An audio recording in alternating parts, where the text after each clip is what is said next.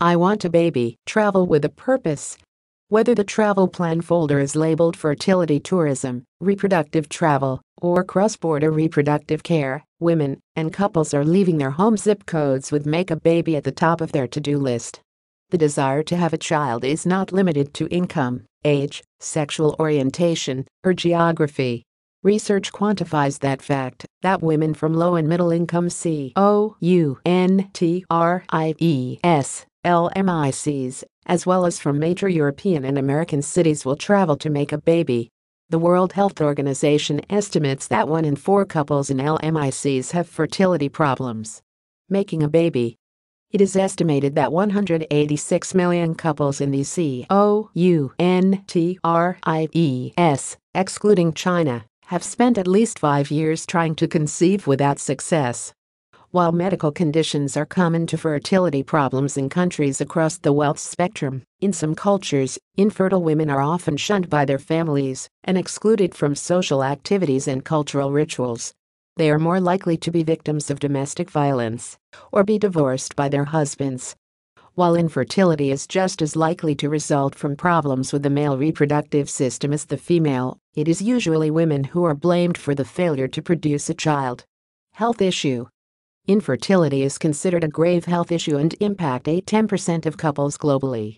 The Centers for Disease Control, CDC 2013, and Office of Women's Health 2019, found that 9% of men and 10% of women aged 15-44 were dealing with infertility challenges in the U.S., and the Reproductive Biological Endocrinology Report 2015 determined that approximately 48.5 million couples experience infertility on a worldwide basis. The Centers for Disease Control and Prevention, CDC, estimates that 750,000 U.S. residents travel abroad for healthcare each year. Fertility tourism currently controls less than 5% of the ALMOST $55 BILLION 2014 medical tourism market. However, it is expected to nearly quadruple in size over the next few years. It is estimated that the global market of assisted reproductive technology has generated revenues of $22.3 billion 2015, with fertility drugs being a fast-expanding pharmaceutical field. What is it? People acknowledge they are facing fertility issues when they are unable to have a clinical pregnancy after 12 months of attempts with intercourse. Infertility, or the inability to get pregnant, affects about 12% of couples looking to conceive, or 186 million people globally. In some locales, rates of infertility surpass the global average and can go as high as 30% depending on the country. The main procedures are in vitro fertilization, IVF, artificial insemination by a donor as well as surrogacy, and associated with assisted reproductive technology arts.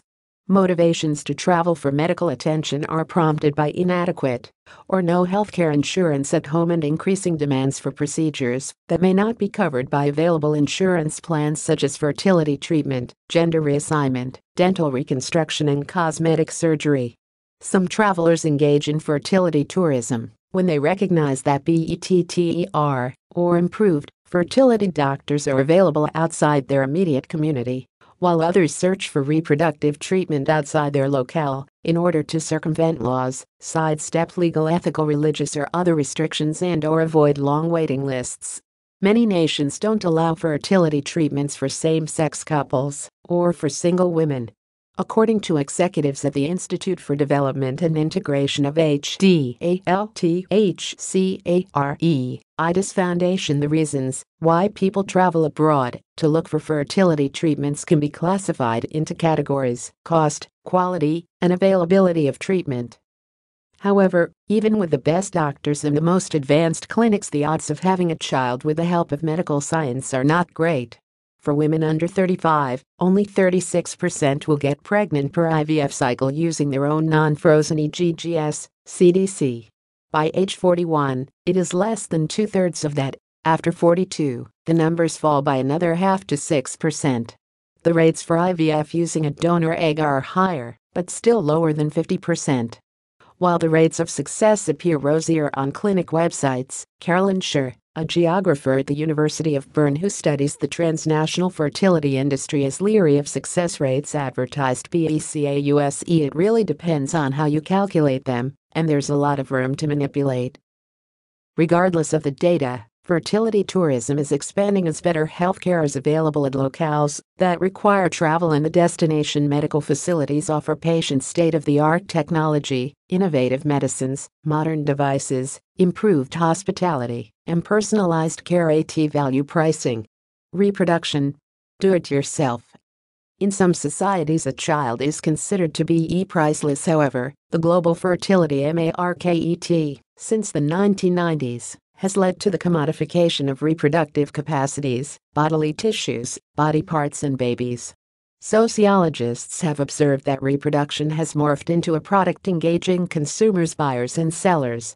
Just as other services have been outsourced to low-wage countries to reduce costs within a global commodity chain, reproductive labor is frequently outsourced in global fertility chains to women living in deprived socioeconomic conditions in low-wage economies to reduce the price for a baby conceived with the help of a third party.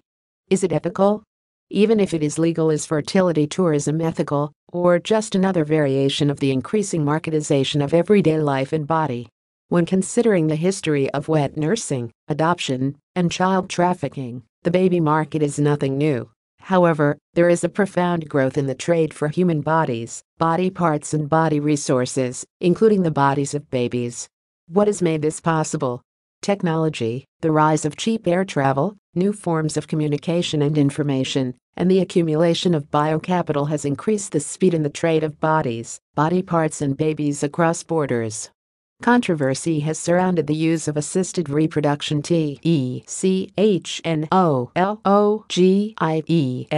art since it was initiated. Almost every aspect of the process procedures have been controversial, including the initial use of artificial insemination with donor sperm, to the use of fertility drugs to increase the frequency of multiple births, to in vitro fertilization, IVF, permitting conception outside the human body. The Catholic Church identifies human dignity with conception by a married couple within a woman's body, and therefore opposes IVF and government support of IVF.